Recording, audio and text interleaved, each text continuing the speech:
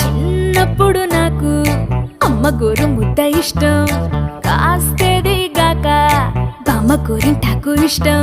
పళ్ళోకెళ్ళే వేళ రెండు చెళ్ళు అంటే ఇష్టం, బయటేసి నాక ముగ్గులేయడం ఇష్టం.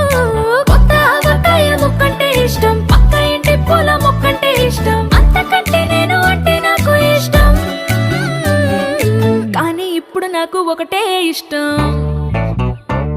అది నా కోసం నువ్వు పడే కష్టం.